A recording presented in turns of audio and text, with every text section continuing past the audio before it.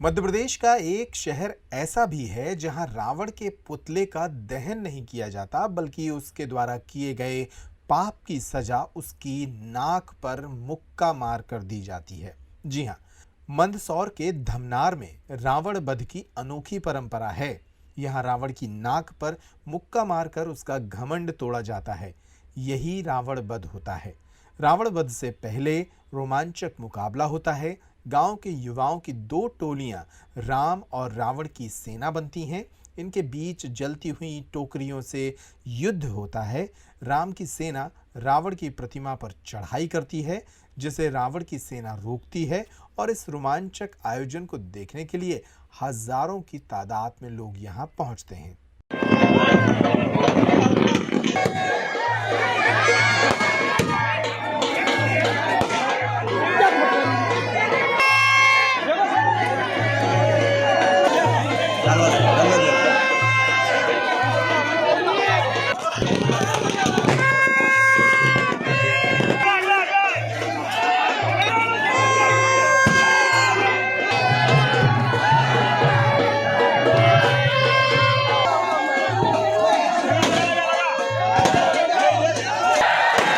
मंदसौर से महज 18 किलोमीटर की दूरी पर स्थित धमनार में दशहरा उत्सव इसी तरह बड़ी धूमधाम के साथ मनाया जाता है। दशहरा उत्सव के सामने यहां दिवाली का पर्व भी फीका पड़ जाता है। सीमेंट से बने रावण के पुतले का दहन नहीं किया जाता, बल्कि रावण की नाक को तोड़ा जाता है।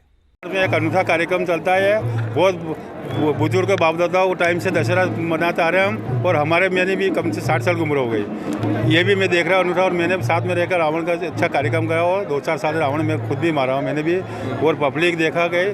पब्लिक देखने आसपास गाँव को सभी से आती है, और 12 महीने त्यौहार मनाते हैं हम। बहन बेटियों को सभी को ला के 12 महीने में पूरा त्यौहार, एक अनूठा त्यौहार मनाते हैं हम। और ये आसपास से पब्लिक देखने के लिए उत्साह के साथ, और रंगारंग कार्यक्रम भी होता है यहाँ दशहरा पे। ग्रामीण मिलकर राम और रावण की अलग अलग टोलियां बनाते हैं, और फिर एक रोमांचक युद्ध की लीला का मंचन किया जाता है। ये अपने तरह की एक अलग ही परंपरा है, जिसे देखने के लिए सैकड़ों लोग यहाँ पहुँचते हैं। ये जो त्यौहार है धमनार का सबसे प्रसिद्ध त्यौहार है, कई वर्षों से मनाया जा रहा है यहाँ पे। उसमें सुबह में प्रत्येक घर वालों अपने घर के सामने रंगोली बनाते हैं, जिसमें उसके बाद पंचायत पार्टी आती है और पूरे गांव में भ्रमण करके रंगोली कार्यकर्ताओं को इनाम प्राप्त करती है। उसके बाद 3 बजे प्रत्येक मंदिर से बाबूजी आते हैं जो पूरे गाँव का नगर भ्रमण करते हैं। उसके बाद यहाँ रावण के पास आते हैं और यहाँ पे लंका दहन होती है। उसके बाद 15-20 मिनट से लंका दहन होती है। उसके बाद रावण पर चढ़ाई का कार्य शुरू हो जाता है, जिसमें एक राम की सेना होती है और एक रावण की सेना होती है। राम की सेना ऊपर चढ़ने का काम करती है, रावण की सेना नीचे खींचने का काम करती है। घंटों मकसद करने के बाद राम की सेना आखिरकार जीत पाई लेती है, क्योंकि असत्य पर सत्य की जीत हमेशा होती आई है। आज भी सत्य की जीत हुई है। ऊपर क्या करता है रावण? कैसे रावण के ऊपर चढ़ के बाद जो ऊपर चढ़ता है और रावण के नाक पे मुक्का मार के रावण का वध करता है। कई वर्षों से परंपरा चल रही है।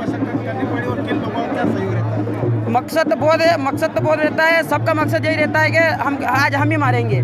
सभी भाइयों का यहाँ पे योगदान रहता है। उसके बाद राम की सेना ऊपर चढ़ी जाती है। जो मार देता है वो राम है, ऐसा मानते हैं, लेकिन रावण का वध राम ने किया था तो राम ही मानेंगे ना। देखो, धमनार का जो रावण वध परंपरा है वो इतनी अनूठी है कि पूरे मध्य प्रदेश ही नहीं, पूरे भारत के अंदर एक अलग ही प्रकार से यहाँ का रावण वध की जो परंपरा है वो यहाँ जो निर्वहन होती है, उससे एक धमनार की पहचान ही नहीं, पूरे मंदसौर जिले की पहचान होती है।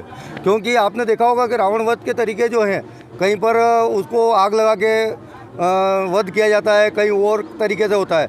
लेकिन यहाँ का जो जोश था युवाओं के अंदर और उत्साह जो आपने देखा है, और यहाँ के जो वध का जो तरीका था वो सबसे हट करके था। और गांव का जो ये परंपरा जो लंबे समय से चली आ रही है, ये पूरा गांव, सभी समाज, सभी धर्म होता है, किस तरह से यहाँ पर जो दशहरा पर्व मनाया जाता है, ये ग्राम पंचायत और एक दशहरा उत्सव समिति दोनों मिलकर के इस पर्व को मनाती है।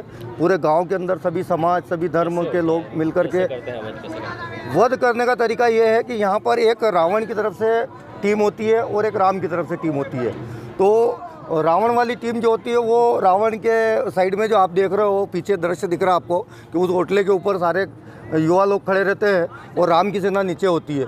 जब वो उस रावण को मारने के लिए ऊपर चढ़ना चाहती है तो वो उन्हें रोकना चाहते हैं। वो लगातार ये क्रम चलता है। जब ओटले चढ़ जाते हैं फिर उसके बाद रावण की बड़ी प्रतिमा है तो उसके हाथ के माध्यम से उसके नाक तक पहुंचना चाहते हैं। और वो जब कोई कार्यकर्ता इस या राम की तरफ से सेना का जो एक कार्यकर्ता ऊपर चढ़ जाता है तो रावण की नाक पर मुक्का मार करके उसका घमंड चूर किया जाता है और ये दिखाया जाता है कि अब घमंड इस दुनिया के अंदर नहीं रह सकता है।